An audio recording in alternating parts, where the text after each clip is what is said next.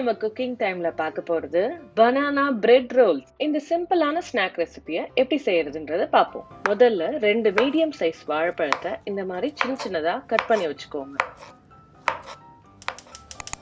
எல்லாத்தையும் கட் பண்ணி முடிச்சதுக்கு அப்புறமேட்டு ஒரு சூடான கடாயில 2 டேபிள் ஸ்பூன் நெய் ஊத்திக்கோங்க. இந்த நெய்யை கடாய் பூரா படுற மாதிரி ஸ்ப்ரெட் பண்ணி விடுங்க. நெய் நல்லா உருகுனதுக்கு அப்புறமேட்டு நம்ம கட் பண்ணி வச்சிருக்கிற வாழைப்பழத்தை அதில் சேர்த்துருங்க. வாழைப்பழத்தை அந்த நெய்யோட சேர்த்து நல்லா வறுக்க ஆரம்பிச்சிடுங்க. வறுத்துட்டு இருக்கும் போதே நீங்க 1 டேபிள் ஸ்பூன் நாட்டு சர்க்கரை சேர்த்துக்கோங்க. நீங்க ரொம்ப இனிப்பான வாழைப்பழமா எடுத்திருந்தீங்கன்னா கொஞ்சம் கம்மியா கூட சர்க்கரை சேர்த்துக்கலாம். இந்த சர்க்கரை வாழைப்பழத்தோட எல்லா சைடும் கோட் ஆகுற மாதிரி நல்லா ஃப்ரை பண்ணிக்கோங்க. ரொம்ப ஸ்மாஷ் பண்ணிடாம வாழைப்பழம் இந்த ஸ்டேஜுக்கு வரும்போது ஸ்டவ் ஆஃப் பண்ணிடுங்க. பிரெட்ல ஸ்டஃப் பண்றதுக்கு வாழைப்பழம் ரெடி ஆயிடுச்சு. இப்போ நம்ம பிரெட்டை பைண்ட் பண்றதுக்கு ஒரு மிக்சர் செய்ய போறோம். ஒரு மிக்சிங் பவுல்ல ஒரு முட்டை உடைச்சு எடுத்துக்கோங்க. முட்டை கூட 1 டேபிள் ஸ்பூன் நாட்டு சர்க்கரை போட்டுக்கோங்க. கடைசியா 1 டேபிள் ஸ்பூன் பால் சேர்த்துக்கோங்க. எல்லாத்தையும் சேர்த்ததுக்கு அப்புறமேட்டு ஒரு வயர் விஸ்க் இல்லாட்டி ஒரு ஸ்பூனை வச்சு நல்லா மிக்ஸ் பண்ணி விட்டுடுங்க. இப்போ நமக்கு பைண்டிங் மிக்சரும் ரெடி ஆயிடுச்சு. இப்போ நம்ம பிரெட் எடுத்துக்கலாம். பிரெட் எடுத்துட்டு அந்த ஓரமா இருக்கிற ப்ரௌன் பார்ட்ஸ் எல்லாத்தையும் கட் பண்ணி தனியா வச்சிடுங்க. நாங்க இதை ஒயிட் பிரெட்ல தான் செஞ்சிருக்கோம். உங்களுக்கு எந்த மாதிரி பிரெட் கிடைக்குதோ அதுலயே நீங்க செஞ்சுக்கலாம். நம்ம எல்லா பிரெட்லயும் அந்த ஓரத்தை கட் பண்ணிட்டோம் இல்லையா, அதை எதையும் வேஸ்ட் பண்ண வேண்டாம். நம்ம கடைசியா அதை வச்சு என்ன செய்யலாம்ன்றத பார்ப்போம். அதனால எல்லாத்தையும் தனியா ஒரு பிளேட்ல எடுத்து வச்சிடுங்க. இப்போ நம்ம சப்பாத்தி கட்டையும் ரோலிங் பெண்ணையும் எடுத்துக்கிட்டு ஒரு பிரெட்டா அதுல பிளேஸ் பண்ணி மெல்லிசா ரோல் பண்ணிக்கோங்க. இந்த மாதிரி தின்னா ரோல் பண்ணதுக்கு அப்புறமேட்டு நம்ம பைண்டிங் மிக்சர் பண்ணோம் இல்லையா, ஒரு ஸ்பூன் இல்லாட்டி பிரஷ் வச்சு பிரெட்டோட எல்லா சைடுமே கோட் பண்ணுங்க. எல்லா சைடும் கோட் பண்ணி முடிச்சதுக்கு அப்புறமேட்டு நம்ம பண்ணி வச்சிருக்கிற பனானா ஸ்டஃபிங் எடுத்து பிரெட்டுக்கு நடுவுல பிளேஸ் பண்ணுங்க. ரொம்ப நிறைய ஸ்டஃப் பண்ணிடாதீங்க. பிரெட்டை க்ளோஸ் பண்ணும்போது ரொம்ப கஷ்டமாயிடும் அதுக்கப்புறம்.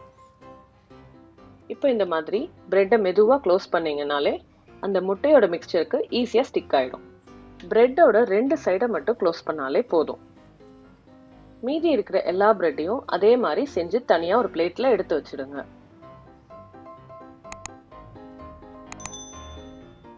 இந்த பிரெட் ரெசிபி செய்யறதுக்கு ரொம்ப நேரம் ஆகாதுங்க. 1/2 hourல செஞ்சு முடிச்சிடலாம்.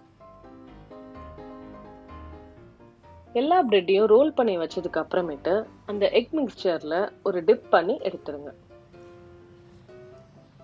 பிரெட்டோட எல்லா பக்கமுமே கோட் ஆகுற மாதிரி பாத்துக்கோங்க.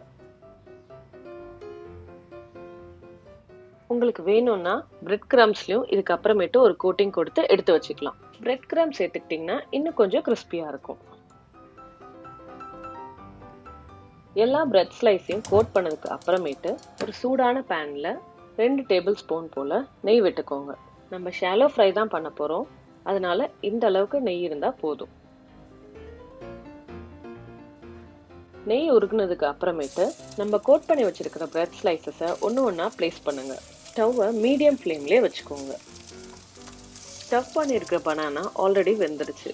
ஸோ வெளியில இருக்கிற பிரெட்டும் முட்டையும் மட்டும்தான் வேகணும். 1 நிமிஷத்துக்கு ஒரு வாட்டி எல்லாத்தையும் திருப்பி விட்டுக்கிட்டே இருங்க. 2 பக்கமுமே பொன்னிறம் ஆயிடுச்சுன்னா நம்ம ஸ்டவ் ஆஃப் பண்ணிட்டு சர்வ் பண்ணிடலாம். அவ்வளோதான், பனானா பிரெட் ரோல்ஸ் ரெடி. பிரெட்டோட சைட்ஸ் எல்லாத்தையும் கட் பண்ணி வச்சோம் இல்லையா, அதை என்ன பண்றதுன்னு பார்ப்போம். நம்ம பண்ண பைண்டிங் மிக்சர்லயே அந்த பிரெட் துண்டுகள் எல்லாத்தையும் சின்ன சின்னதா கட் பண்ணி ஒரு ஸ்பூனை வச்சு மிக்ஸ் பண்ணி விடுங்க. நம்ம பிரெட் ரோல்ஸ் பண்ண அதே பேன்லயே நெய் மீதி இருக்கும். அதுல இந்த பிரெட் துண்டு மிக்சரை சேர்த்து நல்லா ஃப்ரை பண்ணி விடுங்க. உங்களுக்கு ஃப்ரை பண்ணும் போதே நீங்க கவனிச்சீங்கன்னா தெரியும், நல்ல ஒரு பிரெஞ்ச் டோஸ்ட் ஸ்மெல் வரும்.